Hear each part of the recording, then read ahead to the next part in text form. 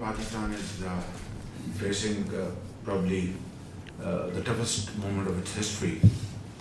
I just want to share with you my own experience.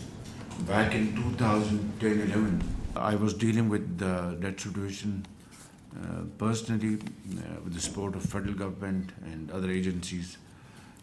It was a very difficult task, but mercifully we were able to overcome it.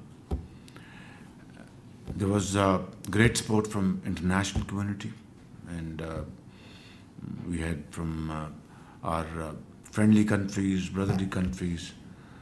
They came to build houses, provide food and medicine, medical teams, mobile hospitals, etc. Now, when this started in the month of June this year, I started visiting certain places. And I was comparing the intensity of this situation with back in 2010. And initially, my assessment was that that was much stronger flood situation than this one. But as I, moved on along with my colleagues, I thought it's a very different situation. I went to Sindh and then again to Balochistan. Yesterday I was in KP, and I can say without any fear of contradiction that this flood situation is probably the worst in the history of Pakistan. Millions of people have been displaced. More than 1,000 people killed, including 300 children, thousands injured, close to 1 million animals, gone, and standing crops completely washed away. In the province of Sindh, date trees, cotton, rice, all gone. And of course also in Balochistan, people are shelterless. They need food, medical treatment, they need potable water.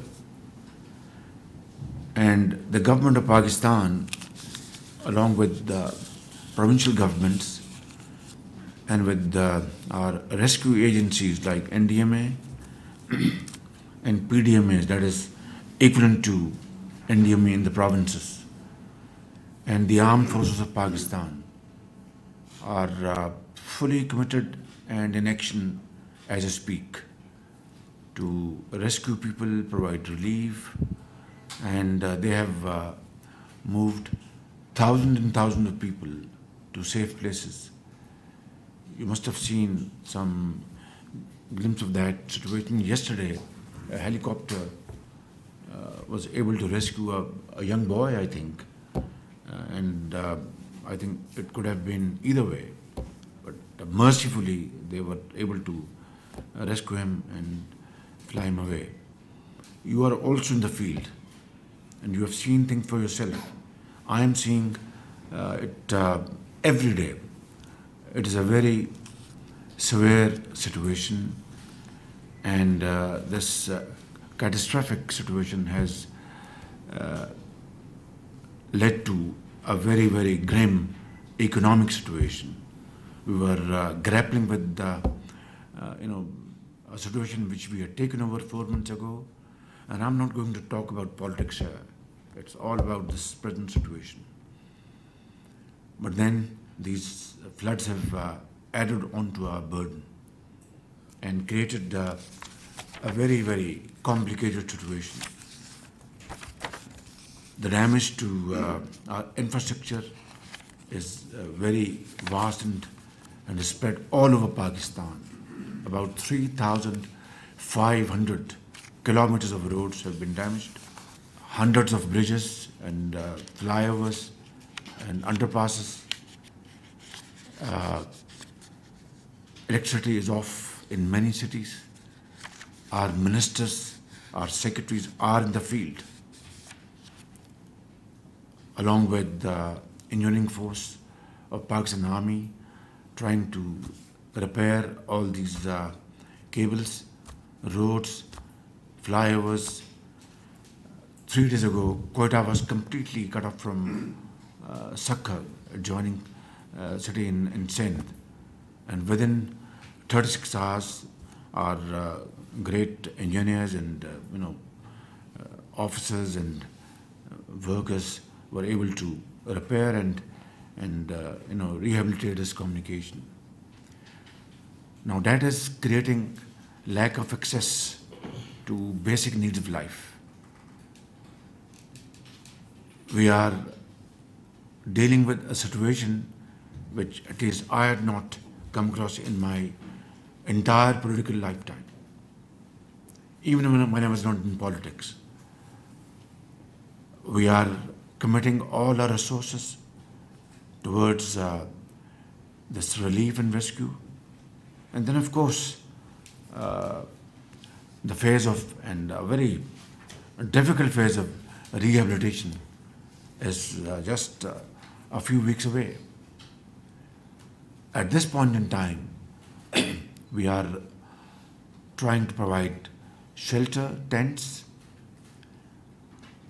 mosquito kits, potable water, and medical treatment.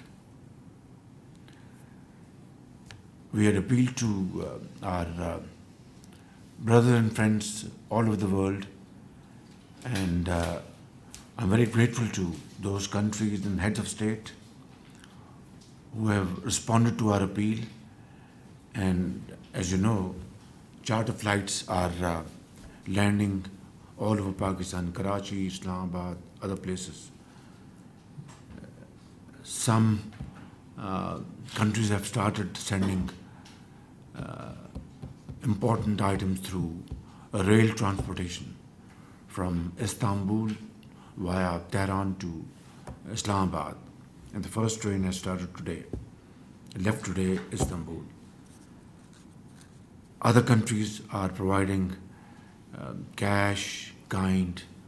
We are all very grateful to all these countries, our great friends, and those who have great empathy for humanitarian cause. And this is a situation which calls for immediate relief and help from global community.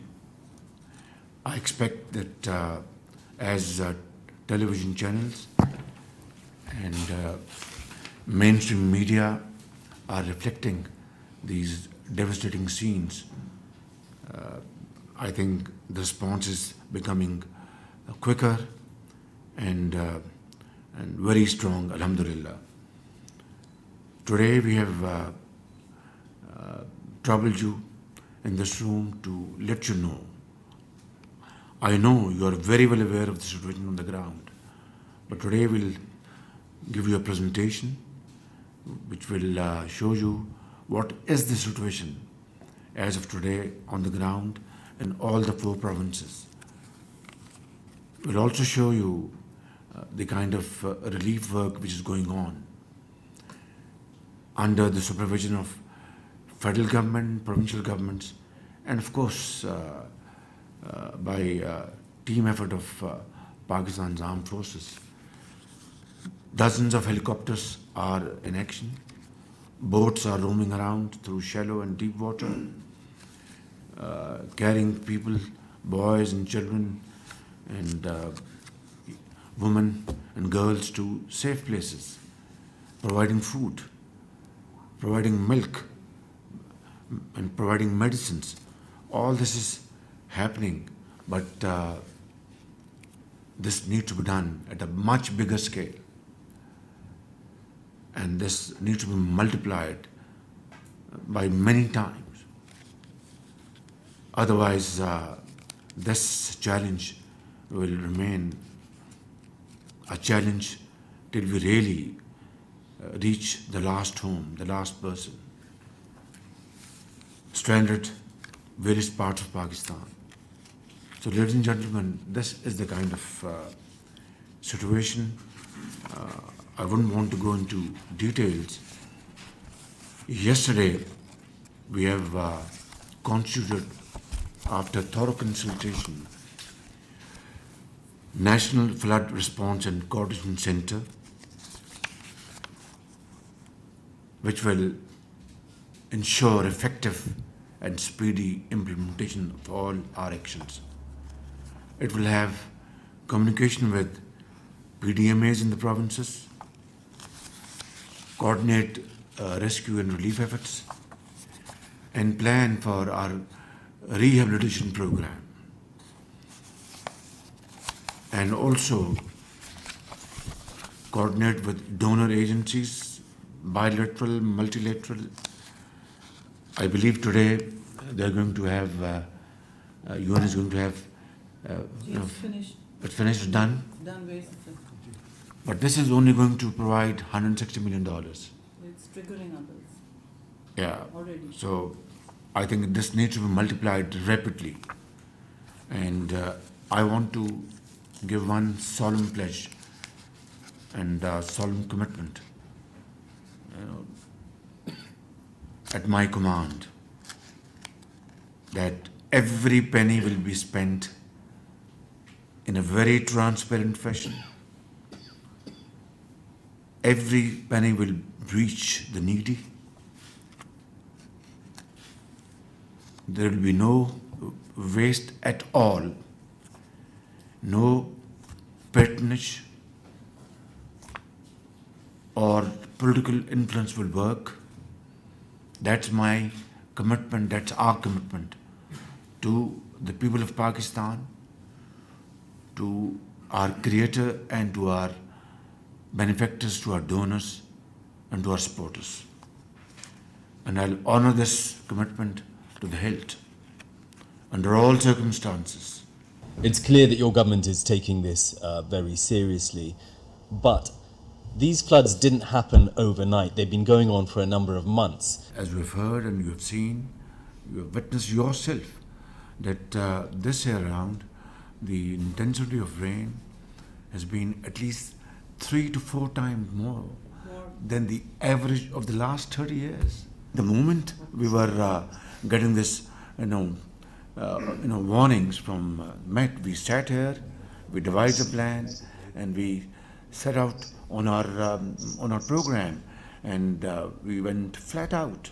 Believe me, all human possible efforts have been committed. We are going to deal with this situation with the support of 220 million Pakistanis.